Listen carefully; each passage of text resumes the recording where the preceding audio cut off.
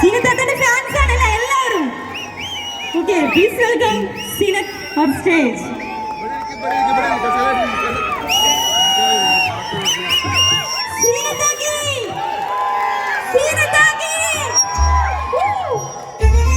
അസ്സലാമലൈക്കും വറഹ്മത്തുള്ളാഹി വബറകാതുഹു. നമസ്കാരം.